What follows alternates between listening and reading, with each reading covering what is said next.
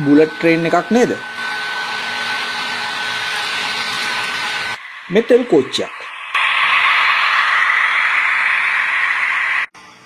මේ ගල් අඟුරු කෝච්චියක්. ඒ ඔක්කොම කෝච්චිවල අයිතිකාරයා තමයි මේ ඉන්නේ.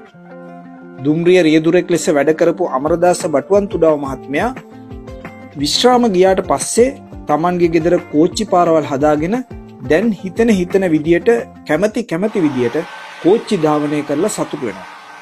මේ එකක්වත් ඇත්ත කෝච්චි නෙවෙයි. ඒවා කෝච්චි ආකෘති. අවුරුදු 35ක් පමණ කාලයක් දුම්රිය දෙපාර්තමේන්තුවේ ඉංජිනේරු වශයෙන් ලංකාවේ සියලුම පළාත්වල සේවය කරා. සියලුම එන්ජින් වල වැඩ කරා. මට සිතුණා මේ දුම්රිය ලේඅවුට් එකක් මගේ ගෙදර හදන්න ඕන කියලා. මේ දුම්රිය සේන්දුනේ ලෝකේ ඉතාමත්ම සුවිශේෂී දුම්රිය ස්ථානයක් වන දෙමෝදර. දෙමෝදර තියෙන්නේ බදුල්ලේ. මේ තියෙන්නේ දෙමෝදර දුම්රිය ස්ථානයේ ආකෘතියක්. මේක තියෙන්නේ ගාල්ලේ බටුවන්තුඩාව මහත්තයාගේ ගෙදර.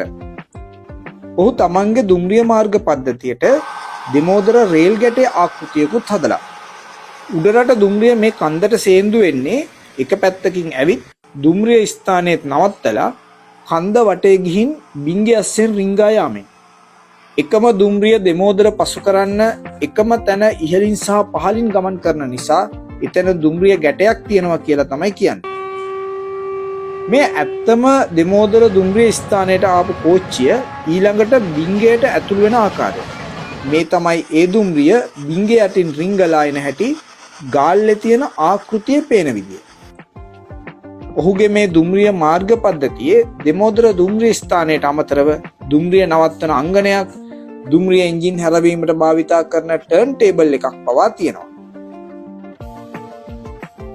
ශ්‍රී ලංකාවේ දුම්රිය සේවයේ භාවිතා කර ඇති එන්ජින් වර්ග 40ක් ඔහු සතුයි. මේ සියලු දුම්රිය ක්‍රියාත්මක වෙන්නේ දුරස්ත පාලක ක්‍රමයකට. ඔහු එක තැන සිට මේ සියල්ල මෙහෙවනවා. දුම්රිය විදුලිය දැල්වීම, එන්ජිම පණ ගැන්වීම, ධාවනය, නැවැත්වීම, පීලි සීරු මාරු කිරීම ආදී සියල්ල ඔහු සිදු කරනවා. දුම්රිය රියදුරෙකුට විශ්‍රාම ගියත් දුම්රිය සේවයෙන් ඈත් වෙන්න බෑ කියලා බටුවන්තුඩාව මහත්තයාගේ වැඩෙන් අපිට තේරුම් ගන්න පුළුවන්.